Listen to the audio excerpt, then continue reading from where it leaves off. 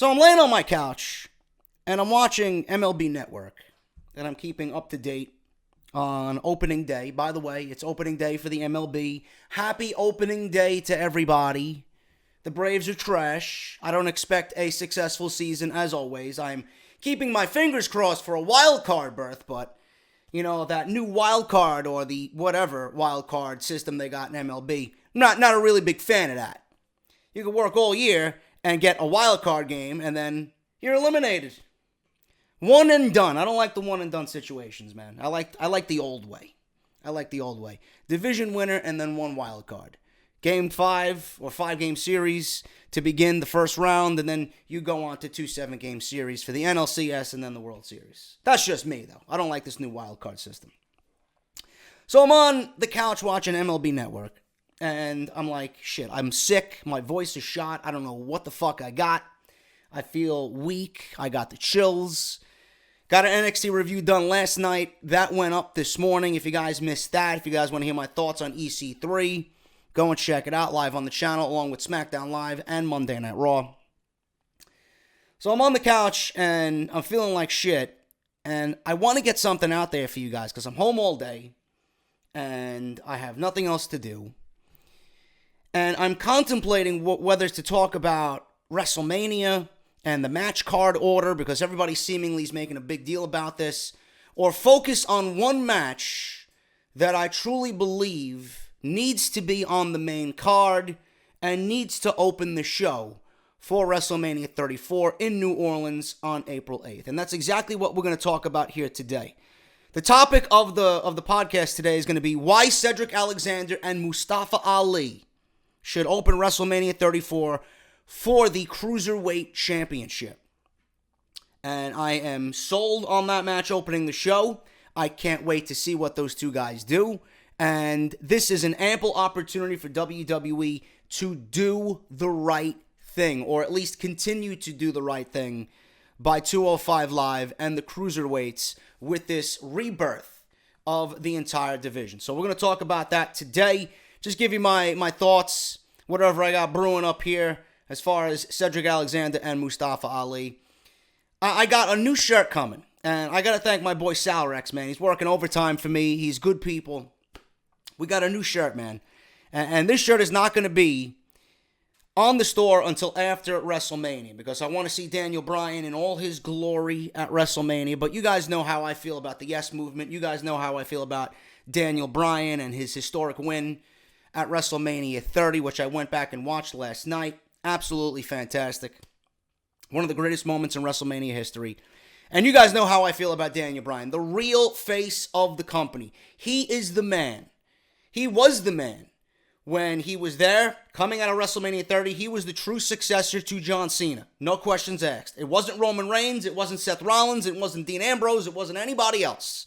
It was Daniel Bryan. That was his throne. Now that he's back, now that he's cleared, the rightful owner of that throne is back to claim it. Roman Reigns ain't the guy. Daniel Bryan, after 3 years of being inactive in a WWE ring, is back, and the true face of the company is back. And we have a t-shirt coming out to commemorate right here on Off the Script with what we say. The true face of the company is back. Daniel Bryan coming to Barbershop Window, man. The true face is finally back.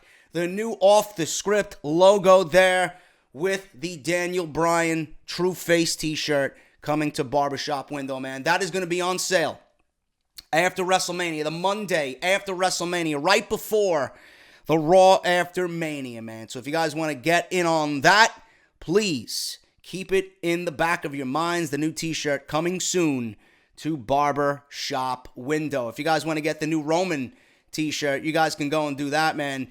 The Roman, get off, well, it's not get off my TV. I want Roman off my TV, period, but they do it for Roman. Get your t-shirts, man. A lot of you have been tweeting me that you got it right before WrestleMania. I told you that you would. They do it for Roman, man. And believe me, this is not the only Beaver t-shirt that is coming to Barbershop Window, man. So if you guys want to get in on this, man, highly, highly sought after. They do it for Roman right now exclusively on barbershopwindow.com. off the script. Thank you guys so much for all your support. You're continuing to support with the t-shirt, through the sponsors, through Twitter, through a subscription right here on YouTube. You guys are kicking ass, man. We are dangerously close to 90,000 subscribers. Follow me on Twitter at JDFROMNY206 and hit that subscribe button down below and become one of the 90,000 right here on the channel. The Cruiserweight division, man. A lot of people, I'm listening to various podcasts. I'm listening to various opinions on match order. Match order is a highly, highly discussed topic right now for WrestleMania. Everybody's giving you their match order and where you would place certain matches, what match you would have closed the show. You know, people giving reasons as to why certain matches should be on the pre-show and certain matches should be on the main roster or the main show. There's no question in my mind that the Cruiserweight Championship should open WrestleMania 34. A lot of people saying, well, Nakamura and AJ Styles is going to be the workhorse match for WrestleMania. It should be the match that kicks off the festivities at WrestleMania. No. Just based on the fact that the WWE Championship is on the line in that match, why would you open WrestleMania 34 with the WWE Championship? It's the most prestigious title in the entire world, in the wrestling world. Why are you going to open WrestleMania 34 with the biggest title in the company? That makes absolutely no sense to me. That might, my old school mentality might be kicking in there. I don't want that match to open the show. That's not the only workhorse match on this show. It's not. People are overlooking the SmackDown Live Tag Team Championship. That's going to be a workhorse match. Rumor has it that it's going to be a ladder match, and we discussed that on Tuesday's SmackDown review. That match is a perfect situation to put a ladder in between those three teams. Suspend the SmackDown Live Tag Team Championships in the air in New Orleans, in the Superdome. Have those three teams go at it. That could be a workhorse match. You don't want to overlook those three teams. The Usos, the New Day, you guys know what they're capable of. You guys know what the Bludgeon Brothers are capable of. They brought the Usos to some of their best matches as the Wyatt family, when the Usos were still the babyface, multicolored goons. Great matches. Gimmicks sucked, but they brought them to great matches. You got the Cruiserweight Championship, which is another match that people are overlooking. This match might be head and shoulders the work match, the work rate match, the workhorse match of WrestleMania 34. Why anybody would overlook that? I don't understand why people are saying, yeah, Nakamura and AJ Styles should open the show. No, I don't understand that logic.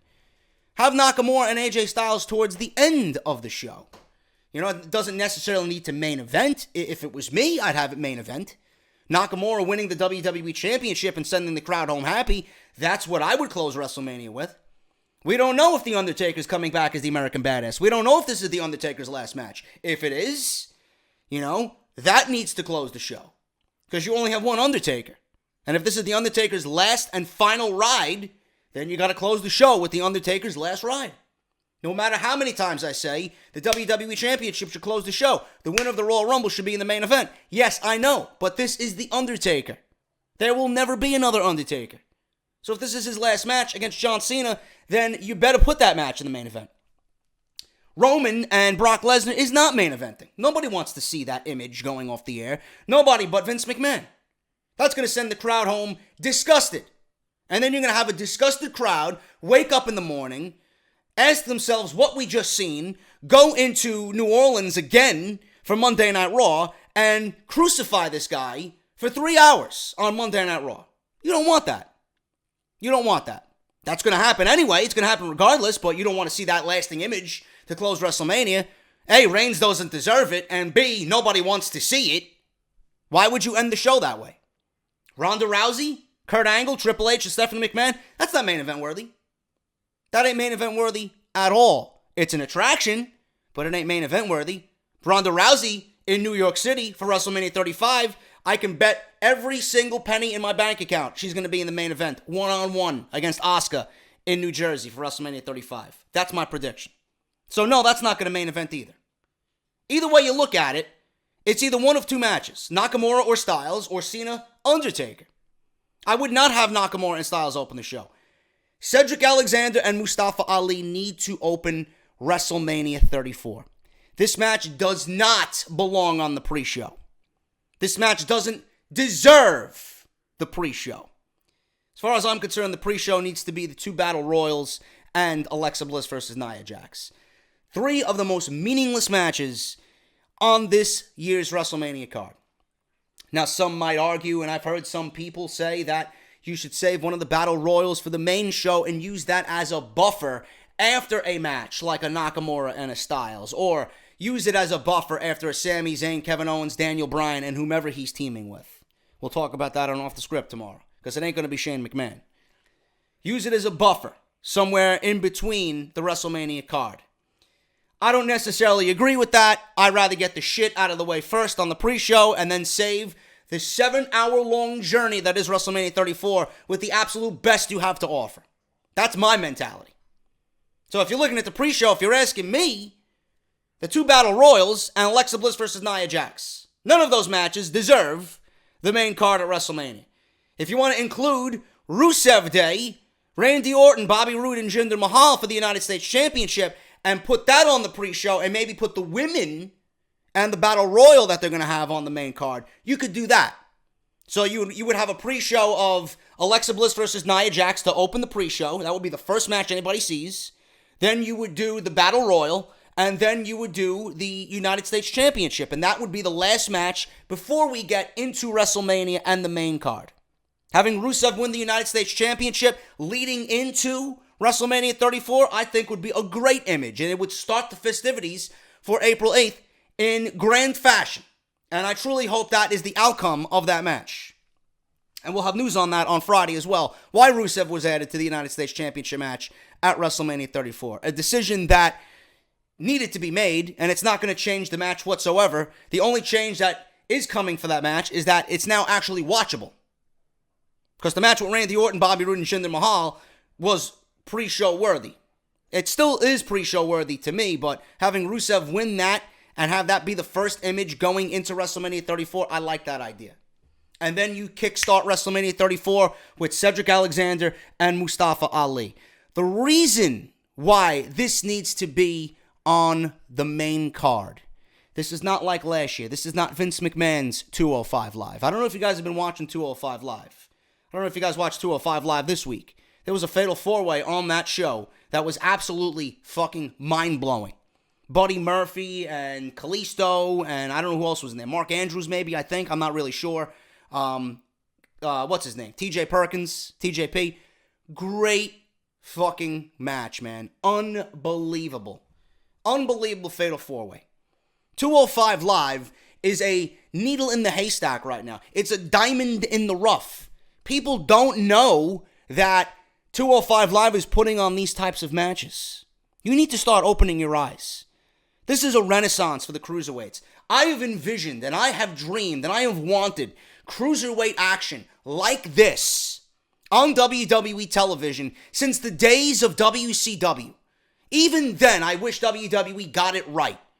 The cruiserweight division on WCW was always the kickstart for any show.